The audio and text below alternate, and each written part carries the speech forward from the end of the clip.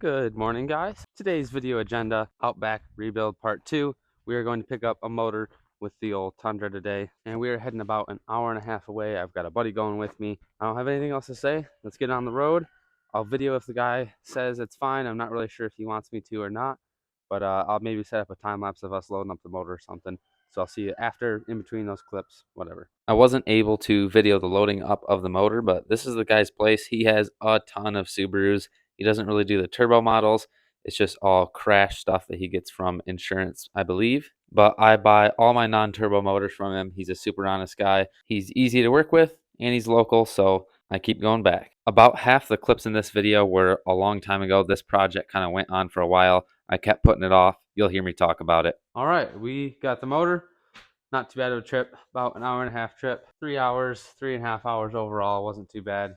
Pickup was nice and easy. Like I said, I would not recommend buying a used motor that has issues already. This motor here that I bought, normally they're about $2,000 to $3,000 in good running condition. And typically, unless head gaskets have just been done, I would also do head gaskets and timing on one. So that's an additional cost and extra labor. This one was from somebody that I know locally, someone that I trust, someone that has worked with me in the past if we have any issues with them. And this one has bent valves on, I believe, cylinder number 4. It was in a slight front end accident and it broke the timing belt. So he did retime it and drove it into the shop. But again, I trust the guy. And this one was only $850. So we're saving a lot of money. We had some cylinder heads already, so those are at the machine shop. We're going to toss those on the short block when we get those back. That's all I'm going to do with this car today, but the next clip, you guys will see either me getting the heads from the machine shop or something like that. But whatever clip it is, I'll see you in the next clip. Okay, it has been a long minute since I have picked up the camera to record. We've got our green Outback sitting way down there, which is what we are starting to work on next. We've got all the parts we need for it, I believe. We just need to start getting the motor ready to go. What's up, kitty? How's it going? I'm going to start here on green Outback stuff. This is the one out of the green Outback, rodknocked. And we had an extra set of cylinder heads laying around. We took the machine shop, got those redone. So these cylinder heads are coming off. We're going to clean everything, put these cylinder heads on, new gaskets, all that sort of stuff. And then that will be dropped into the green Outback. Let's get rolling on this. These non-turbo motors are so easy, so quick to disassemble. Intake comes off, the exhaust manifold comes off, then the valve covers, and you can take the heads off without taking the cams out. Got this guy down to a short block. Everything looks pretty good. Cylinders are crosshatched nice. I have to decide which oil pan I'm putting on, and then we can clean it up and get the cylinder heads on. All right, the short block under here for our 09 Outback is disassembled. I should say the cylinder heads are off. This little dude is always wanting attention. This is a good short block. This is the bad motor. I've got cylinder heads for this one that are done and back from the machine shop. I've got to reseal the oil pump. I've got to reseal the oil pan, and then we're on to getting the cylinder heads on. I have been working up at my house a ton and have not been working on any cars really, but it is for the green Outback. It looks gray, but it's behind that STI. What's up, little dude? You're right in my way.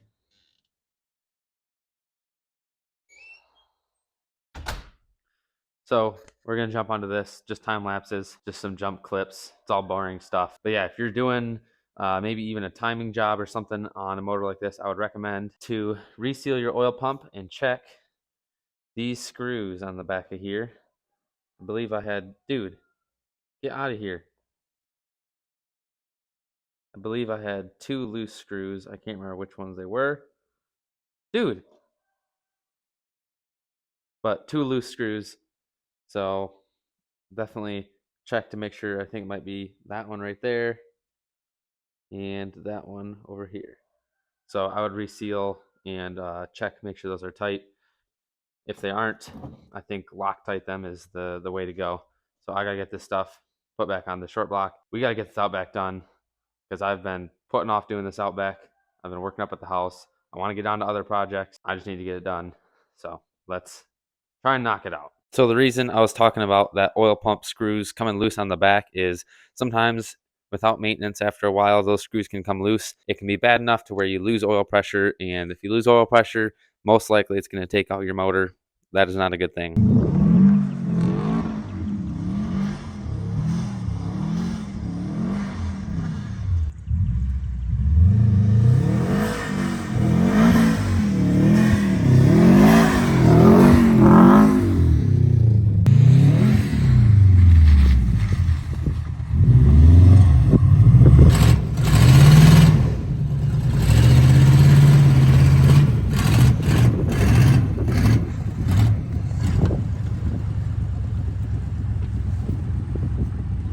It's been a minute, but we've got our cylinder heads back from the machine shop for our green Outback. I've got the oil pan and oil pump on this thing. You probably saw that in the previous clip. Let's get these up onto the table here. I am going to make sure they're clean them a little bit more if I need to, adjust valve lash, and then we're going to get ready to put them on the cylinder heads. I've already got gaskets in that, so I want to get those on, and we're looking good for putting them on the Outback.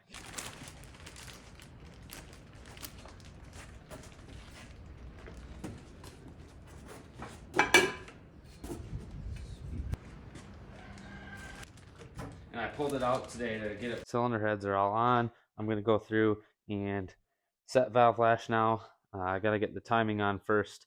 I decided to bolt these on, get the timing on, because that's how the manual says to do it when the pulleys are on.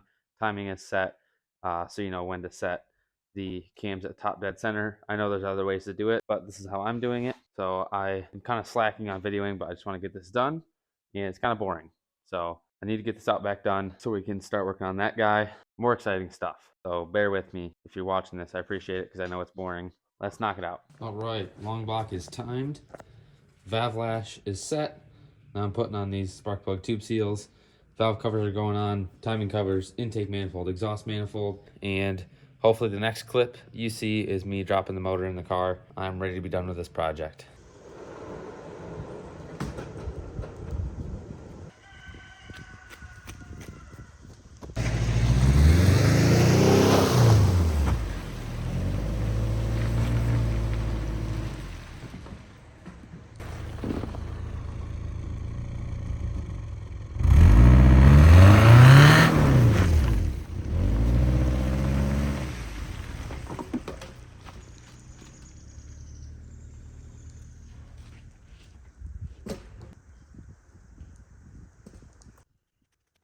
All right, we've got our motor all done, dressed up here. Intake manifold, exhaust manifold, most everything plugged in. We've got the car here in the barn.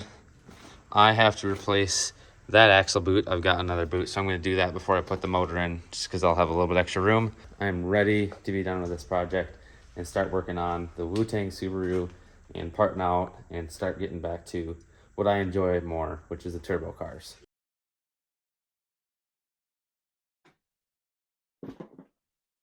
This dude's in crazy mode this morning. What on earth? What are you doing, dude?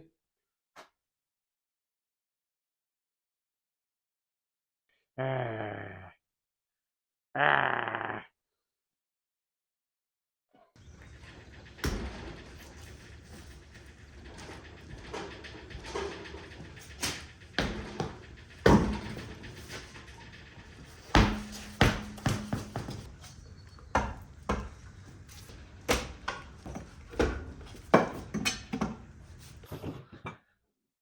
I've only done a couple of these axle boots before, so I sort of know what I'm doing. I mean, it's really not that difficult.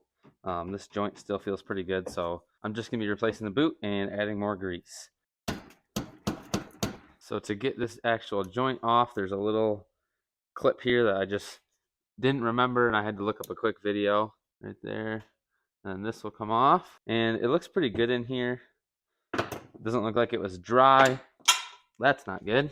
Don't want to let that happen. Okay, don't want to drop these things, but it doesn't look like it was dry in here, which means it wasn't ran for a long time with the boot ripped here. So all the grease didn't sling out, and didn't get bone dry, which is what we want. Now, if I remember correctly, there is a clip on the end right here, so we can see the snap ring clip. The holes are right there.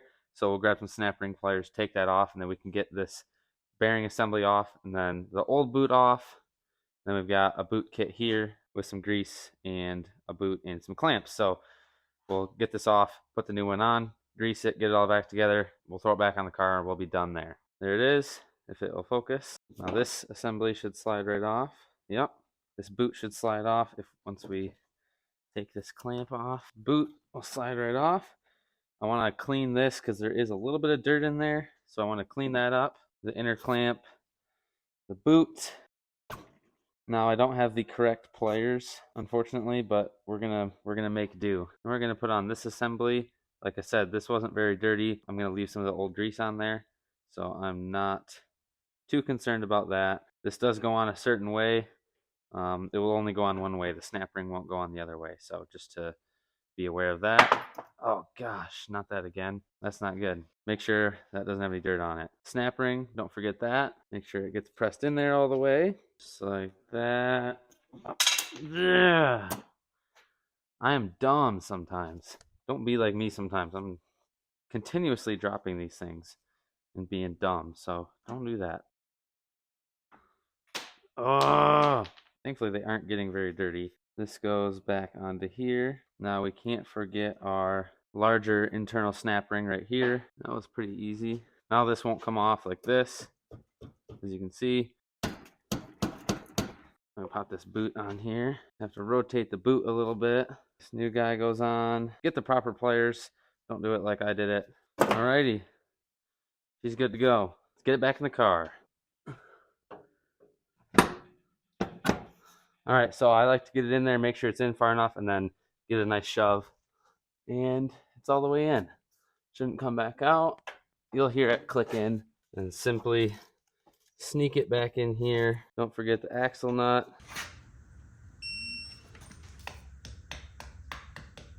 Got the axle all wrapped up, and now it's time to drop the motor in. These non-turbo Subarus, once again, they're so easy to work on compared to the turbo ones. If you're going to buy one for your first car to work on, I would recommend a non-turbo one. Okay, this Outback is about wrapped up. There's no oil in it yet. There's no coolant in it yet. I'm going to put oil in it, and then I'm going to turn it over, try and build up some oil pressure. I'm not going to put coolant in it yet because I'd like to start it, make sure it sounds good before I put coolant in it and possibly have to take it back apart. I sure hope we don't have to do that, take it back apart, but I want to just play it the safe route. So put oil in it, unplug the fuel pump fuse or the crank position sensor, turn it over until the oil pressure light on the dash goes away, and then I'm going to put in the fuel pump fuse or the crank sensor, plug that back in, and turn it over, and hopefully we get a startup that sounds good, no noise, no big leaks, hopefully no leaks at all. Oil in it, jump pack hooked up just because I don't know if this battery is super good. Fuel pump fuse right there is unplugged. So now I'm going to turn it over, hope it sounds okay, and try and build up some oil pressure.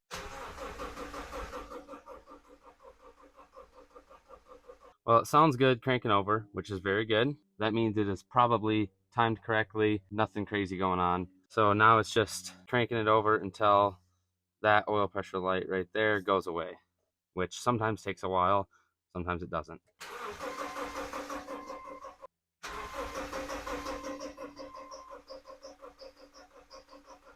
All right, oil pressure light is gone. You can see right there, gone. That means we have built up oil pressure.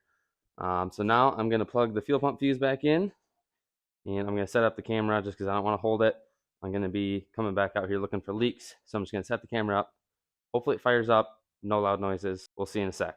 Well, unfortunately, I just did a first start, and I forgot to hit the record button on my phone. So I'm going to do my second first start for you guys. I'm going to act like I don't know what happened. I don't know if it's going to sound good.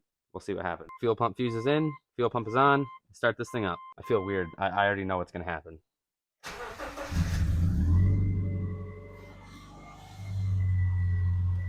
So yeah, I started it up. It sounds pretty good. Sounds really good. It does have an exhaust leak. For sure has an exhaust leak, but the motor sounds good, which is what I'm worried about. There's no coolant in the radiator or anything, so I'm going to shut this thing off. But I am extremely happy that it sounds pretty good. I always get nervous for these first starts. You'd think I'd get over it, but I don't. You'd think I would not be so nervous. I wouldn't say I'm that nervous, but it's just like a those butterflies in your stomach, because there's a lot that could go wrong in theory. Tomorrow we'll get coolant in this thing and check everything over again, take it for a drive. Hopefully everything in that area is good. Now we got some exhaust work to do and a couple other things. It needs tires. Yeah, it needs some other work, but at least the motor sounds good. So I'll see you guys in the morning. Good morning. Fluids are topped off. Coolant is filled up on these non-turbo cars. The best way that I've found, my dad actually taught me this, is you fill it up through the radiator and you pull off this coolant line right here on the throttle body, and you fill it up until it starts coming out of that hose. You put the hose on, put the clamp on, and then top it off here, and that seems to get all the air bubbles out. Not to say it's perfect, but it seems to work most of the time where I have no overheating. I don't need to bleed the system anymore, and it seems to work really well. Topping off the oil. No, no, no, no, no. Dude, come on. You're not supposed to jump up on cars, buddy. Okay? I'm gonna start this thing up in a little bit. I'm gonna check the transmission fluid because a little bit drained when I pulled the radiator. I don't remember how much, so hopefully that needs only a little bit or nothing. And then I'm gonna let it warm up, try and get the thermostat to open so that we know we don't have any overheating issues, and make sure the radiator fans kick on. Might have to take it for a drive before that to get the fans to kick on, and then we're gonna go from there. I know it needs exhaust work. We'll see about brakes. We'll see about anything else, but I want to drive it before I finish buttoning everything up, and hopefully it goes smoothly. I'll see you guys probably in the car for the first drive. Alrighty, so we do have an airbag light on. No check engine light though.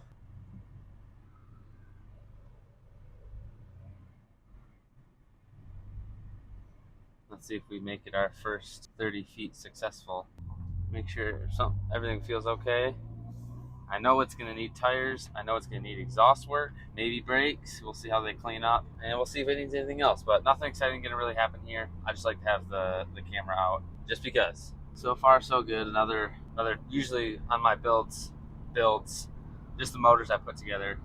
If I make the first 30 feet, it's successful so far, and then we'll see what happens after that. Definitely needs tires. Tires feel horrible. I do want to watch the temperature. I'm just going to turn around up here and go back home, feel the lower radiator hose to see if it gets warm, because if it gets warm, that means the thermostat open. We do have a TPMS light. I don't know if that's an issue or if we actually have a low, if we have just a tire low on pressure. Brakes are not ideal whatsoever. Got some coolant burning off. That is normal. The hose is not warm. It's not cold. But I'm going to sit here for a little bit and let it idle and see if we can get the fans to kick on. Lower hose is starting to warm up, so that means I think our thermostat is opening or open, and we'll take a peek at the fans here in a little bit, see if they turn on. Radiator fans came on. If you put your hand by it, you can feel warm air, which means that there is warm coolant in the radiator, and the air is blowing across it or getting pulled across it, and it's cooling it off. There, they just shut off. Lower hose is warm. Temps are still looking good, just like that. That means we are properly bled. Now I am going to pull this thing in and probably put the under tray on, look for exhaust leaks, and kind of just take a peek, make sure there's no leaks. You'll see me after, I don't know, after I do that kind of stuff, I'll update you.